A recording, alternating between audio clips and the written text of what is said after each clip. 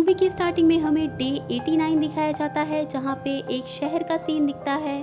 वो शहर बिल्कुल खाली होता है, ऐसा लगता है जैसे कि वहाँ दूर दूर तक कोई भी नहीं है। फिर हमें दिखाया जाता है एक लड़की को, जो कि दबे पाँव एक मॉल में चल रही होती है। फिर हमें यहीं पे एक औरत को भी दिखाते हैं और एक छोटे बच्चे को भी। ये सभी वहाँ पे कुछ बोल नहीं रहे होते, कोई आवाज़ें नहीं कर रहे होते। इनके इशारों से हमें पता चलता है कि ये एक फैमिली है। फिर यहाँ पे हम एक आदमी को भी देख पाते हैं और उसके साथ होता है एक 3-4 साल का छोटा बच्चा, जो कि एक प्लेन लेता है, लेकिन उसका पिता उसके हाथों से प्लेन लेके रख देता है और उसकी बैटरी निकाल देता है। लेकिन उसकी बड़ी बहन उसको प्लेन दे देती है और हमें दिखाया जाता है कि उस बच्चे ने बैटरी भी वहाँ से उठा ली है। ये सभी एक लाइन में धीरे धीरे चलते जाते हैं उस पूरे शहर में, और हमें दिखाया जाता है कि ये लोग जहाँ भी चल रहे होते हैं वहाँ पे इन्होंने रेत बिछाई होती है ताकि इनके पैरों की आवाज़ ना आए। वो छोटा बच्चा उस प्लेन में सेल लगा देता है, जिससे कि वो प्लेन चालू होकर बहुत ही ज़ोर से आवाज़ करने लगता है। फिर सभी यहाँ पे बहुत डर जाते हैं और हमें पता चलता है कि वो लड़की असल में बहरी है, वो सुन नहीं सकती। यहाँ पे उसका पिता बहुत तेज़ से भाग के जाता है उसको बचाने के लिए, लेकिन एक क्रिएचर आके उसको उठा के ले जाता है और उसे मार देता है। हमें फ्लैश होता है अ क्वाइट प्लेस और हमें लगभग 400 दिन बाद का सीन दिखाया जाता है, जहाँ पे इस दुनिया में बहुत ही कम लोग बचे हुए हैं उस क्रिएचर की वजह से। और यहाँ पे वो लड़की भी हमें दिखाई जाती है जो कि सुन नहीं सकती। उसकी माँ यहाँ पे आके उससे इशारों में बातें करती है और उसका हस्बैंड ये सारी चीज़ें देख रहा होता है अंदर सीसीटीवी कैमरास पे। फिर हमें दिखाया जाता है कि वो बहुत सारे नोट्स बनाता है, जिसमें कि उसने लिखा होता है कि वो जो क्रिएचर है वो बहुत धीमी फ्रिक्वेंसी को भी सुन सकता है, लेकिन वो ब्लाइंड होता है, वो देख नहीं सकता और वो आवाज़ को सुन के आता है और लोगों को मार डालता है। जैसा कि अब इनकी फैमिली में बस 4 लोग बचे होते हैं, हस्बैंड, वाइफ, एक बच्चा और एक बेटी। तो इनकी जो वाइफ होती है वो प्रेग्नेंट होती है और वो एक न्यूबॉर्न को जन्म देने वाली होती है और ये लोग इसकी प्रिपरेशन कर रहे होते हैं। इन्होंने एक ऑक्सीजन सिलेंडर और ब्रीथेबल मास्क रखा होता है ताकि इनका बच्चा जब पैदा हो और रोए तो उसकी आवाज़ सुनाई ना दे। और ये लोग बहुत ही शांति से रात में डिनर करते हैं साथ में। डिनर के बाद ये दोनों भाई बहन चेस बोर्ड जैसी कोई गेम खेलने लगते हैं, जिससे कि उस लड़के से थोड़ी सी चीज़ें गिर जाती हैं और आवाज़ हो जाती है। फिर उसका पिता बोलता है कि सब लोग शांत रहना, और यहाँ पे सभी बिल्कुल घबरा से जाते हैं कि कहीं वो जानवर तो नहीं आ गया। फिर इनको कुछ कदमों की आवाज़ें आती हैं अपने टेरेस पे से, और यहाँ पे वो आदमी देखता है तो उसको 2 छोटे छोटे से जानवर दिखते हैं, जिससे कि ये लोग के सांसों में सांस आती है। उसके बाद हमें बाहर दिखाया जाता है कि वो क्रिएचर वहाँ पे असल में होता है। अगले सीन में हमें दिखाया जाता है कि ये आदमी अपनी बेटी के लिए हियरिंग डिवाइस बना रहा होता है और यहाँ पे इसकी वाइफ आती है और इससे कुछ प्यारी प्यारी सी बातें करती है इशारों में, और ये दोनों म्यूज़िक सुन के डांस करते हैं और क्वालिटी टाइम स्पेंड करते हैं। फिर हमें अगले दिन का सीन दिखाया जाता है, जहाँ पे वो लेडी एक स्टेथोस्कोप लगा के अपने बच्चे की हार्ट बीट को सुन रही होती है खुद ही, और जो उसकी बड़ी वाली बेटी होती है वो बेसमेंट में जाने का ट्राई करती है, लेकिन यहाँ पे उसका फादर उसको खींच के बाहर ले आता है और इशारों में उसको बोलता है कि तुम बेसमेंट में मत जाओ, क्योंकि कोई आवाज़ हो गई तो बहुत बड़ी दिक्कत हो जाएगी। तो यहाँ पे वो लड़की बोलती है कि मैं कोई छोटी सी बच्ची नहीं हूँ, और ये सारी बातें वो लोग इशारे में करते हैं। वो यहाँ पे इसको हियरिंग डिवाइस भी देता है और हमें साफ दिखाया जाता है कि वो लड़की यहाँ पे अपने पिता से खुश नहीं होती। फिर इसका पिता जा रहा होता है बाहर खाने का बंदोबस्त करने और वो अपने बेटे को भी बुलाता है। उसका बेटा डर रहा होता है, लेकिन उसकी माँ उसे समझा बुझा कर भेज देती है और बोलती है कि तुम्हारे पिता तुम्हें कुछ नहीं होने देंगे। यहाँ पे उनकी बड़ी वाली लड़की भी जिद करती है जाने के लिए, लेकिन वो उसे नहीं ले जाते क्योंकि वो सुन नहीं सकती तो प्रॉब्लम हो सकती है। फिर वो यहाँ पे अपने पिता की हेयरिंग डिवाइस पहन के रो रही होती है और उसको लग रहा होता है कि उसका जो छोटा वाला भाई मरा वो उसी की वजह से मरा था, क्योंकि उसी ने उसको वो प्लेन दिया था खेलने के लिए। फिर हमें यहाँ पे दिखाया जाता है कि अगले सीन में वो लड़की अपने घर से निकल के बाहर जा रही होती है और उसकी मदर भी घर पे कुछ काम कर रही होती है, और यहाँ पे स्टेयर्स पे एक कील रखी होती है जो कि उसे नज़र नहीं आती, और ये हम बाद में देखेंगे कि क्या होता है। फिर यहाँ पे वो लोग आते हैं झरने के पास और उसका पिता उसे बोलता है कि तुम ज़ोर से यहाँ बोल सकते हो, चिल्ला सकते हो, क्योंकि पानी की वजह से हमारी आवाज़ें उस क्रिएचर तक नहीं पहुँचेंगी। फिर ये लोग बैठते हैं एक जगह पे जहाँ पे इनका बेटा है कि मौत का जिम्मेदार दीदी को मानते हैं, तो उसका पिता बोलता है कि नहीं, उसमें किसी की भी गलती नहीं थी। सीन शिफ्ट होता है और हमें दिखाया जाता है उस लड़की को जो कि उसी जगह पे आई होती है जहाँ से उसके भाई को वो क्रिएचर उठा के ले गया था। वो अपने भाई के लिए एक टॉय प्लेन लाई होती है जो वहाँ पे वो रख देती है, और हमें वहाँ पे बहुत सारे टॉयज़ दिखाए जाते हैं, यानी कि वो लड़की यहाँ पे अक्सर आया करती थी। फिर हमें दिखाया जाता है कि ये दोनों बाप बेटे जा रहे होते हैं जंगल में, जहाँ पे इनको एक लेडी की लाश दिखती है और वहीं पे उसका हस्बैंड खड़ा होता है। यहाँ पे हीरो यानी कि वो आदमी उसे चुप रहने के लिए बोलता है, लेकिन वो बूढ़ा आदमी यहाँ पे अपनी पूरी ताकत लगा के ज़ोर से चिल्लाता है, जिससे कि डर के वो आदमी अपने बेटे को लेके दूर भाग जाता है और बोलता है कि तुम डरो मत, चुप रहो, मैं तुम्हारे पास हूँ। और हमें अगले सीन में दिखाया जाता है कि वहाँ पे वो क्रिएचर आता है और उस बूढ़े आदमी को उठा के लेके चला जाता है। फिर सीन यहाँ से शिफ्ट होता है और हम देखते हैं घर की तरफ, जहाँ पे इसकी वाइफ को लीवर पेन होने लगता है और यानी कि अब बेबी उसका होने वाला है।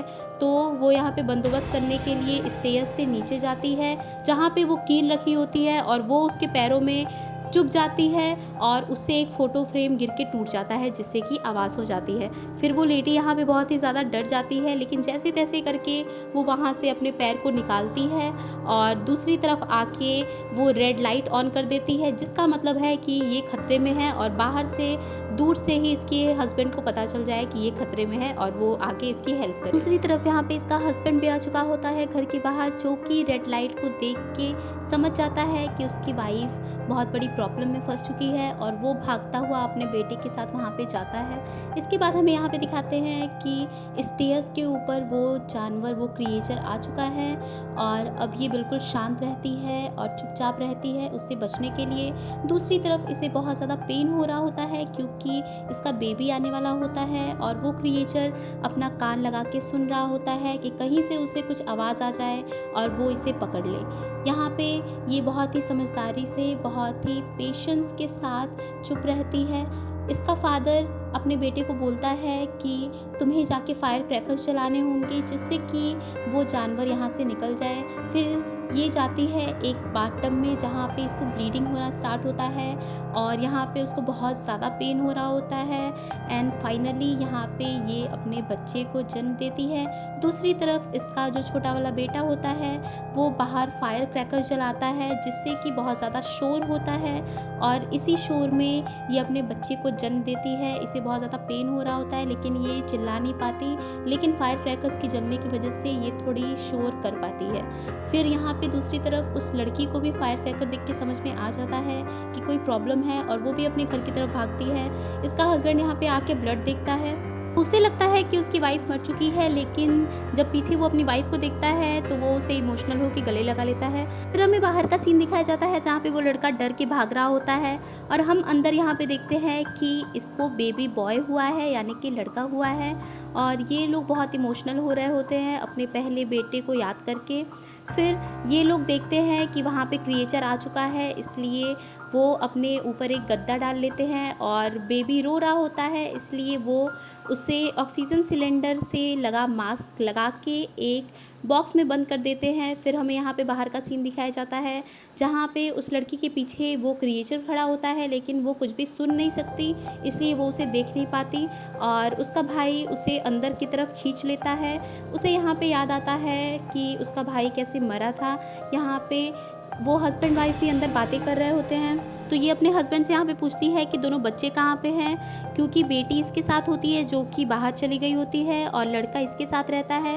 तो वो बोलता है कि वो दोनों अभी बाहर ही होंगे। फिर हमें बाहर का सीन दिखाया जाता है जहाँ पे ये दोनों भाई बहन आपस में मिल जाते हैं और वो दोनों एक दूसरे को हक करके बहुत रोते हैं कि अब हमारा पता नहीं क्या होगा, अब हम अंदर कैसे जाएंगे। यहाँ पे इसके फादर भी इन दोनों को बचाने के लिए उस गोडाउन से बाहर आते हैं और हमें दिखाया जाता है कि अब वो छोटा वाला बेबी जो न्यू बॉर्न है वो अकेले रहता है अपनी माँ के साथ। यहाँ पे इसके फादर देखते हैं सीसीटीवी कैमरास में, तो इनको दिखता है कि टेरेस पे कोई होता है। फिर हम देख पाते हैं कि गोडाउन में पानी चालू रह जाने की वजह से यहाँ पे पानी भरता जाता है और वो क्रिएचर पानी की आवाज़ से यहाँ पे आ जाता है और वो बच्चे की तरफ बढ़ रहा होता है। तो उसकी माँ अपने बच्चे को बचाने के लिए यहाँ पे पानी में उतर जाती है और फाइनली वो पहुँच जाती है अपने न्यूबॉर्न बेबी के पास और वो पूरा ध्यान रखती है कि वो बेबी आवाज़ ना करे, रोए ना, नहीं तो ये क्रिएचर इनको मार डालेगा। और वो अपने बेबी को वहाँ से उठा के पानी के पीछे चली जाती है ताकि पानी के शोर में इनकी आवाज़ उस क्रिएचर को सुनाई ना दे। फिर हमें दूसरी तरफ यहाँ पे दिखाया जाता है कि इसके फादर आते हैं बाहर, सीन शिफ्ट होता है और हमें उन दोनों भाई बहनों को दिखाया जाता है जो कि टेरेस के ऊपर होते हैं और गलती से टेरेस का एक गेट खुल जाता है और उसका भाई गिर जाता है नीचे, और नीचे होता है बहुत सारा अनाज और वो जाके उस अनाज में ही धंस जाता है।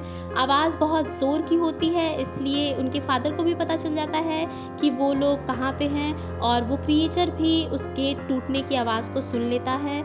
यहाँ पे वो अपने भाई को बचाने के लिए उस अनाज में कूद जाती है। वो अपने भाई को तो गेट के ऊपर खड़ा कर देती है, लेकिन खुद उस अनाज में दबती जाती है। लेकिन उसका भाई भी हार नहीं मानता, वो अपना हाथ देख के अपनी बहन को जैसे तैसे करके ऊपर खींच लेता है। लेकिन तब तक वहाँ पे आ जाता है वो क्रिएचर, जिससे कि ये दोनों बहुत ज़्यादा डर रहे होते हैं। इसका फादर भी आता है इन दोनों को बचाने के लिए, क्योंकि उसने अपनी वाइफ को प्रॉमिस किया था कि वो अपने अब किसी भी बच्चे को कुछ भी नहीं होने देगा। फिर ये दोनों बच्चे भी यहाँ पे देखते हैं कि उस गेट से वो क्रिएचर अंदर को आ रहा है और यहाँ पे वो उस लड़की के बिल्कुल पीछे होता है। लेकिन ये दोनों अपने ऊपर वो टूटा हुआ गेट डाल लेते हैं, जिसकी वजह से क्रिएचर इन पे हमला करके भी इनको कुछ भी नहीं कर पाता। फिर यहाँ पे वो लड़की अपने हियरिंग डिवाइस से एक बहुत ही तेज़ फ्रिक्वेंसी निकालती है, जिससे कि उस जानवर को बहुत ही ज़्यादा पेन होता है, इसलिए वो वहाँ से दीवार तोड़ के भाग निकलता है। फिर हमें बाहर दिखाया जाता है कि ये दोनों अपने फादर के पास आ जाते हैं और उससे गले लगते हैं, और ये सारी चीज़ें उनकी माँ देख रही होती है सीसीटीवी कैमरे में। यहाँ पे दूसरी तरफ बाहर हीरो को कुछ आहट महसूस होती है और उसे पता चलता है कि क्रिएचर उनके आसपास ही है, तो वो अपने बच्चों को ले जाता है एक कार में और सेफली उनको बैठा देता है और खुद कुल्हाड़ी लेके तैयार हो जाता है उस क्रिएचर से लड़ने के लिए। ये लोग देखते हैं कि क्रिएचर उनके फादर पे हमला करने वाला होता है, तो इसलिए वो बच्चा गाड़ी में से सर निकाल के ज़ोर से पापा चिल्लाता है, जिसकी आवाज़ सुन के वो क्रिएचर उस लड़के की तरफ जाता है और उनकी कार पे अटैक कर देता है। और ये देख के उसका फादर बहुत ज़्यादा घबरा जाता है, इसलिए अपने बच्चों की जान बचाने के लिए वो डिसाइड करता है यहाँ पे अपने आप को सेक्रीफाइस करने का, और वो मन में ठान लेता है कि वो अपने बच्चों को कुछ नहीं होने देगा। इसकी बेटी भी इसको बाहर से देख रही होती है, तो ये इशारे में अपनी बेटी को बताता है कि मैं तुमसे बहुत ज़्यादा प्यार करता हूँ, मैंने हमेशा तुमसे प्यार किया है और जो कुछ भी हुआ मैं उसका जिम्मेदार तुमको नहीं मानता हूँ। ये सारी चीज़ें देख के उसकी बेटी भी इमोशनल हो रही होती है और उसकी माँ भी ये सारी चीज़ें अंदर सीसीटीवी कैमरे में देख रही होती है। फिर यहाँ पे उसका फादर बहुत ही ज़ोर से चिल्लाता है और वो क्रिएचर इसकी आवाज़ सुन के इसकी तरफ आता है। इसकी बेटी रो रही होती है और अपने फादर को देख रही होती है। वो क्रिएचर आके इस पे हमला करके और इसको मार देता है, तो यहाँ पे इसकी मौत हो जाती है। फिर हमें दिखाया जाता है कि ये बच्चे जाते हैं अपनी माँ की तरफ, क्योंकि वो क्रिएचर डाइवर्ट हो चुका होता है। फिर इसकी माँ जाती है उसी बेसमेंट में और यहाँ पे वो अपने बच्चों को भी बता रही होती है कि नीचे कील लगी है तो तुम लोग ध्यान से आना। फिर हमें यहाँ पे दिखाया जाता है कि बाहर कुछ आवाज़ें आती हैं और उसकी बेटी नीचे देखती है और वहाँ पे बहुत सारे हियरिंग डिवाइसेस पड़े होते हैं, तो वो अपने पिता को याद करती है कि कैसे उसका पिता उसको सुनने के लिए हियरिंग डिवाइस बना रहा था। यहाँ पे उसकी माँ उसको शांत रहने का बोलती है। वो दोनों एक दूसरे को देख के रोने लगते हैं। यहाँ पे वो अपने बच्चे को पकड़ा देती है, अपने बड़े वाले बेटे को। फिर वो यहाँ पे गन लेके तैयार हो जाती है, क्योंकि उनके घर में वापस से वो क्रिएचर आ चुका है। उसकी बेटी देखती है बोर्ड पे लिखा हुआ कि उस क्रिएचर की वीकनेस है कि वो बहुत ही धीमी आवाज़ को भी सुन सकता है, तो अगर वो फ्रिक्वेंसी तेज़ कर दे तो उस क्रिएचर को बहुत ज़्यादा पेन होगा। और वो लड़की ऐसा ही करती है। जैसा कि वो क्रिएचर देख नहीं सकता, तो ये लोग उसके सामने जाते हैं और वो लड़की अपने हियरिंग डिवाइस की फ्रिक्वेंसी को बहुत ही ज़्यादा तेज़ कर देती है, जिससे कि उस क्रिएचर को बहुत ही ज़्यादा दर्द होता है। और यहाँ पे मौके का फ़ायदा उठाकर उसकी माँ उस क्रिएचर पे गोली चला देती है, जिससे कि उसके बिल्कुल चीथड़े उड़ जाते हैं। फिर यहाँ पे बहुत ही ज़ोर की आवाज़ होती है, जिससे कि ये लोग देखते हैं सीसीटीवी कैमरास में कि वहाँ पे 2-3 क्रिएचर बाहर से और आ चुके हैं, जो कि इनके घर की तरफ बढ़ रहे हैं। फिर हमें एंड में यहाँ पे दिखाते हैं कि वो लड़की भी अपनी हियरिंग डिवाइस लेके फ्रिक्वेंसी बढ़ा के बिल्कुल रेडी होती है, और यहाँ पे उसकी माँ भी रेडी होती है उन क्रिएचर से लड़ने के लिए। यानी कि ये लास्ट तक हार नहीं मानते और ये अपने बच्चे को बचाने के लिए वो सारी कोशिशें करते हैं, जो कि एक माँ ऑब्वियसली करती है। तो इस मूवी की एंडिंग यहीं पे हो जाती है।